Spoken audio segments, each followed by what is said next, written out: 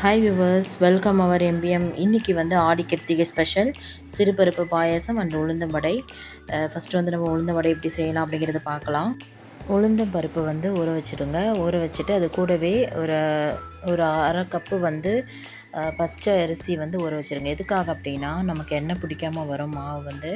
So அரைக்கும் போது தண்ணி தெளித்து அரைங்க, நிறைய தண்ணி விட்டுறாதீங்க, ஏன்னா எண்ணெய் பிடிக்கும்.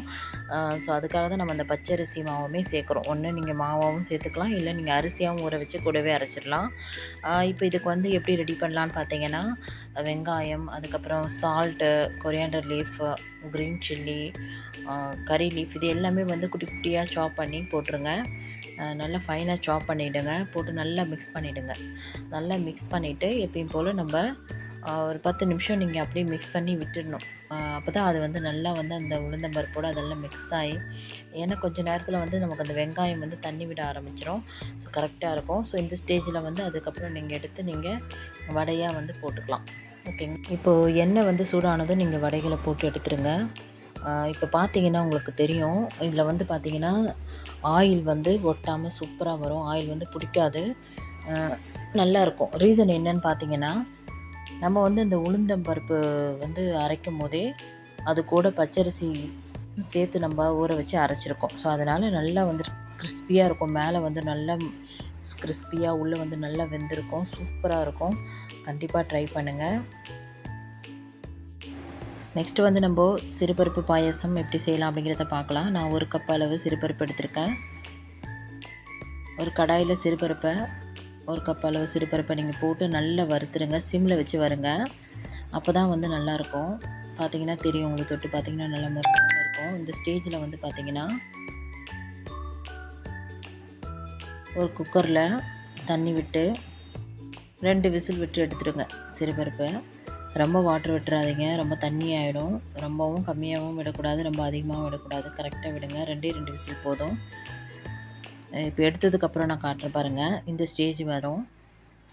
இந்த ஸ்டேஜில் சிறுபருப்பு வந்து உங்களுக்கு நல்லா வெந்துடும். சூப்பராக இருக்கும். இப்போ இந்த பாயாசத்துக்கு இது ரெடி ஆயிடுச்சு. நெக்ஸ்ட்டு வந்து பார்த்திங்கன்னா வெல்லம் பாகு எடுக்கணும். நான் வெல்லம் வந்து 1 கப் எடுத்திருக்கேன். அதுக்கு 1/2 கப் தண்ணி ஊற்றினா போதும். நல்ல வெள்ளை பாகு எடுத்துக்கோங்க. ஒரு 5 மினிட்ஸ்லேயே வெள்ளை பாகு வந்து ரெடி ஆயிரும். பாகு ரெடி ஆனதும் அதை நீங்கள் வடிகட்டி ஒரு பாத்திரத்தில் மாற்றிடுங்க. ஏன்னா அதில் இருக்கிற தூசு, அந்த மணல்லாம் இறங்கிடும். அதுக்கப்புறமா நம்ம ஒரு பாத்திரம் வச்சு அதில் வந்து நம்ம சிறுபருப்பு வேக வச்சு எடுத்து வச்சுருக்கோம்ல, நீங்கள் அதை ஆட் பண்ணிவிடுங்க.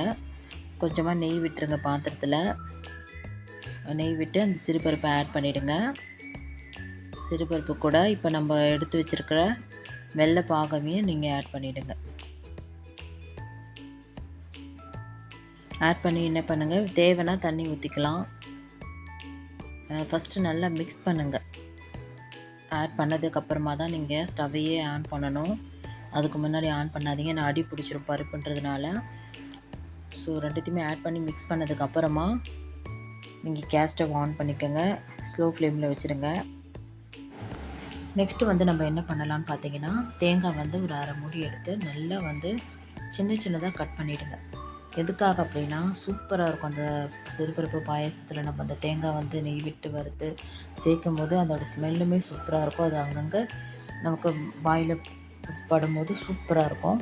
ஸோ அப்படியே நீங்கள் அந்த நெய்யோடையே சேர்த்து நம்ம அந்த ரெடி பண்ணி வச்சுருக்கிற அந்த சிறுபருப்பு பாயாசத்தில் சேர்த்துருங்க. சூப்பராக ரெடி ஆகிடுச்சு. சுட சுட செம்மையான உளுந்தம் பருப்பு வடை and சிறுபருப்பு payasam Aadi Krithigai special. Thanks for வாட்சிங். கண்டிப்பாக எல்லோரும் ட்ரை பண்ணுங்கள். தேங்க்யூ.